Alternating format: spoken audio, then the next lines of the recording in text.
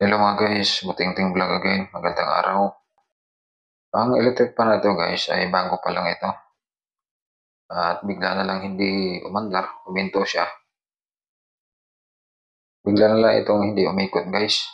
Hindi rin umuugong yung makina. Kung sira siya, basta hindi lang siya umikot. Kita niyo naman guys, bago pa ito. Yan, sasaksak ko guys. Ayan. Number 1, number 2, number 3. Kaya na talaga umikot guys. Nagsaksak ito guys sa outlet na kuryente. Ayan guys.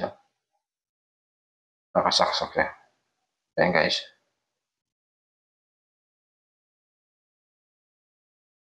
Punta sa electric pan.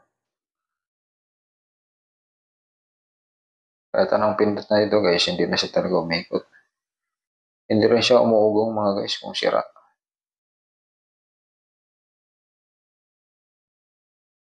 Bubuksan ko na. Ayan. Ikutin ko yung blade nito guys. Kung anong nangyari mga guys. Ito, titingnan natin kung ano. Ayan nga guys, matigas. Ayan guys, matigas siya. Ikutin ang rotor nito mga guys. Paklasin na nato mga guys. Para makita natin yung loob. Tanggalin na natin. Palagay ko, nag-overheat ito mga guys. Kaya tumigas yung kanyang yung shaft niya mga guys. Sa mga ganitong kaso mga guys sa electric pan, sigurado ano to, nag-overheat. Kaya ang tigas na ikutin yung rotor niya mga guys. Pag ganito mga guys, talagang ginaiikot yung kanyang motor mga guys. O rotor mga guys. Dahil matigas na yun sa loob nga mga guys. Ano man kulang na sa grasa to mga guys. O mga oil. Para ito guys ang tigas Ayan napakatigas yan guys. Halos hindi siya umiikot. Kaya ganito karamihan nag-overheat mga guys. Kaya kailangan talagang buksan to. Baklasin yung buong makina para malagyan ng grasa. Ito yung capacitor nito guys. Sana hindi sira yung capacitor para hindi nabibili ng bago. Baka nag-ano lang ito. Baka tumigas lang. Pero nga sinabi ko guys, hindi naman umuugong yung makina ito kapag sinaksak sa kuryente. Magandang klase itong nito guys, yung brand na ito. Magandang klase. Ito naman, hindi naman umuugong. Baka kulang lang ng langis guys, o kaya grasa. Kailangan baklasin ito lahat para malagyan ng grasa yung pinakaloob ng makina. DIY lang muna mga guys, bago ipagawa sa mga gumagawa talaga ng mga electric pan. Tanggalin ko muna to. Sunod naman ito sa baba mga guys. Ayan. Para matanggal yung housing ng makina. Yung pinaka-housing niya. Ayan natanggal na mga guys. Ayan. Yung housing pala, yung takip pala nito guys. Yan guys, may busing yan dyan. Isa yan sa lalagyan natin ng grasa yan mga guys. Mamaya. Ito na yung rotor guys. At shaft mga guys. Natanggal na. Sana walang sira yung stator nito mga guys. Linisin muna natin mga guys. Yung shaft na yan guys, kabilaan yan, lalagyan ng grasa mamaya. Siguro dyan lang nagsimula yung mga paninigas mga guys. Ang ikot ng makina o kaya siya hindi na umikot. Yung rotor. Dito guys, yung mga gear niya mga guys. Yung gear niya dito. Sa bahagi na ito. Plastic gear. Nagpapaikot sa electric fan. Parot parito. Kaliwat kanan. Ito mga guys, bihira lang ito maubusan ng grasa kasi marami talaga siyang grasa. Nakalagay. Pagbili ng electric pan, meron na siyang grasa. May grasa na nakalagay dyan. Bihira lang maubusan ng grasa. Pero sa pagkakataong ito, parang punti lang yung grasa mga guys. Kaya mamaya dadagdagan natin. Ito yung guys, ito yung siliting knobs natanggal yung kuan nito guys. Ayan o, siliting knob. Yung spring niya at saka yung bulitas. May bulitas yung dalawa guys. Yan ang ilagay natin ng grasa. Yung tamang grasa lang mga guys. Huwag naman yung sobra. Para hindi siya magkalat niya sa loob. Yan, ganun lang mga guys. Lalagyan lang ng grasa yan. Ito guys, suliting na. Mayroon niyang bulitas dalawa guys, kabilaan. Saka pinakagitna niyan guys, ay spring. Yan yung steady at saka ikot ng electric fan. Yan yung nagko-control mga guys. Ito naman yung yung gear niya guys. Yan yung nagko-control sa steady o paikot siya guys, kaliwat kanan. Yan, lalagyan natin ng grasa. Medyo tuyo na nga ito mga guys. Para naubusan ng grasa. Minsan kasi guys, pag sobrang gamit ng electric fan, wala pahinga. Yan, malamang talagang pati dyan sa gear niya ay naubusan ng grasa. Maraming grasa yan guys. Pag bumili ka ng electric fan, marami ng grasa talaga nakalagay dyan. Itong rotor sa may stator, ayan siya linisin to guys. Yan. Andyan yung bushing mga guys. Andyan yung bushing ng shaft ng rotor. Yan, natutuyuan ng langis guys o grasa. Ngayon, lalagyan ko ng grasa. Yan guys, may bushing yan. Lalagyan ko ng grasa. Yan lang, nagsisimula yung mga hindi pag-ikot ng rotor mga guys. Bukod sa makina o stator.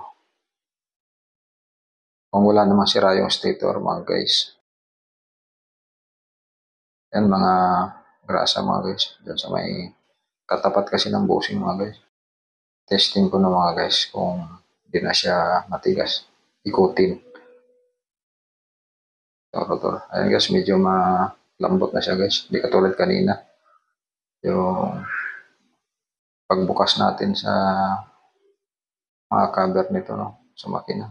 Ayan guys, ito rin guys, meron din itong bushing kabilaan. Yan naman sa harap, sa likod, may bushing din. O bearing mga guys. Na bearing yan, bushing, bearing. Ganun guys. Taga ng grasa.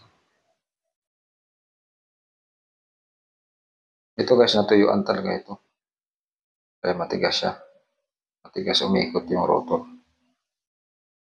O yung shaft. Nakakontak yan dyan guys, yung shaft. Yan sa kabilaan ng dulo at saka harap ng rotor. Yan yung nakakontak sa bushing o bearing mga guys. Babalik na natin mga guys. Ayan guys, malambot na siya. Malambot na itong ikutin, hindi katulad kanina. Nang buksan ito.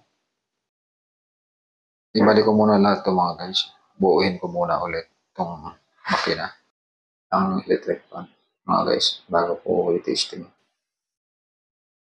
Malambot na yung ikot ng rotor nito guys. Nung nalagay ng grasa. Sana andar na ito. Sana walang sira yung stator nito. Para hindi nabibili ng mga pisa. Minsan mga guys, yung capacitor lang ang sira nito. Pag na-overheat. Kaya nasobrahan naman, yung stator na talaga. May problema yung wiring niya. Puputol. Pag stator naman yung nagkaroon ng problema nito, kailangan talaga na ipa-rewind o bibili ng bagong stator para ikabit dito at mandar ulit ito. Ayan mga guys, malambot na siya. Ikutin. Malambot na talaga siya. May pre-wheel na siya mga guys. Yung pagkipit ng tornilyo ng makina mga guys, yung motor nito, ay kailangan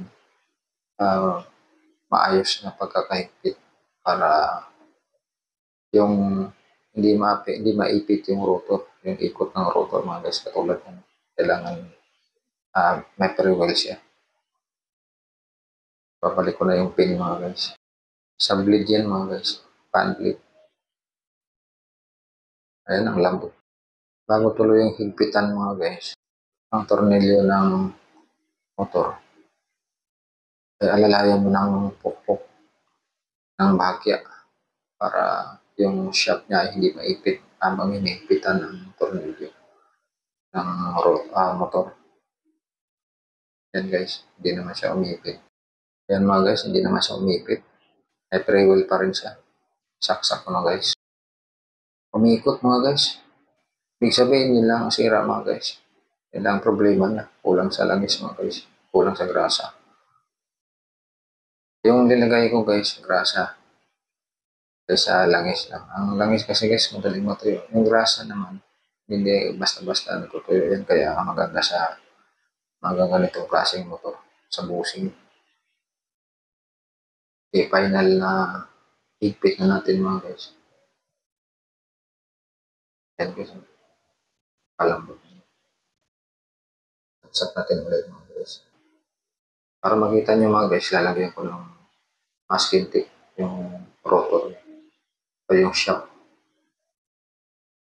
Number 1 mga guys. Kita nyo mga guys. Ang ganda ng ikot. Number 2. Number 3 mga guys.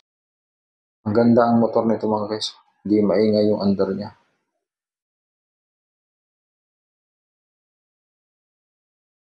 Ngayon guys, ibabalik ko na lahat to. Ito yung sa gear mga guys. Linisin lang bago i-install ulit sa oscillating knobs. Dagdagan ng konting grasa mga guys. I-install na ulit. Ayan yung capacitor niya mga guys. Hindi naman pala sira. Kulang lang talaga sa grasa. Okay, lubrication. Kaya DIY lang muna mga guys bago ipagawa yung mga gamit natin sa bahay. Kung may oras naman para gawin, mag-DIY muna mga guys.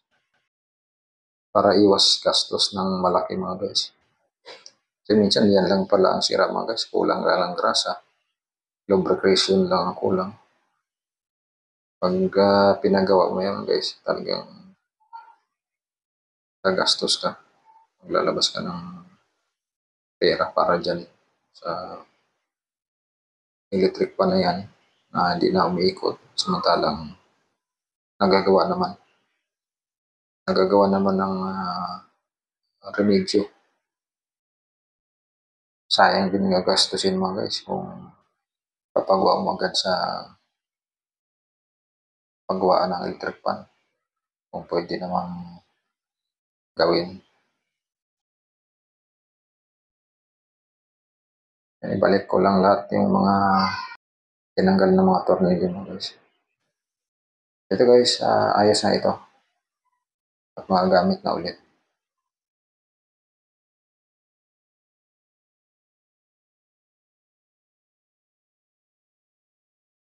Balik lang maayos yung mga lahat ng tinanggal na tornilyo.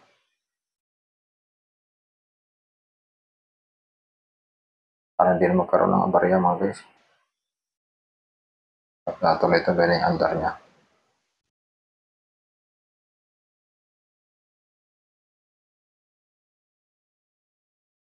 Nagkaroon yung sira ng electric fan mga guys. Ma-overheat. Hindi pinagpahinga. Tuloy-tuloy yung gamit mga guys. Walang pahingaan. Ang electric fan kasi guys, kailangan din magpahinga. Pagka tuloy-tuloy ang gamit yan, umiinit yung kanyang stator, yung rotor, at natutuyuan siya ng langis. Yung unang-unang problema talaga ganito guys, pag tuloy-tuloy yung gamit, pag uminit siya, langis talaga yung langis sa busing. Mga busing yung natutuyo. At kapag tumigas na, dahil wala na siyang langis, natuyo na yung langis, Kaya mas lalo siyang nag-overheat mga guys. Mas lalo siyang nag-iinit. Kasi nahirapan na yung rotor na umikot. Hanggang sa matuyo siya ng matuyo. Hanggang sa hindi na siya andar, uugong na lang siya mga guys. Maaaring masunog yung stator mga guys. Ibalit na yung mga lock mga guys. Yung cover niya mga guys. Yan yung pan niya mga guys. Yan guys, napakalambot na. Hindi katulad nung kanina. Makatigas, putin. Babalik na yung mga cover nito mga guys. Bago pa ang electric pan na ito mga guys. Natuyuan lang ng langis. Kaya hindi na siya umaandar. Ayan, ikabit natin ng maayos. Yung lock ng screen mga guys. Para hindi siya malaglag mga guys. Pagka umaandar na siya. Ito na mga guys, matatapos na. Ayos na mga guys. Magamit na ulit. Ayan mga guys, napakaganda ng andar nito. Walang kaingay-ingay mga guys. Ang andar ng motor mga guys. Hanggang sa muli mga guys. Okay, subscribe na lang at like mga guys. Thank you very much.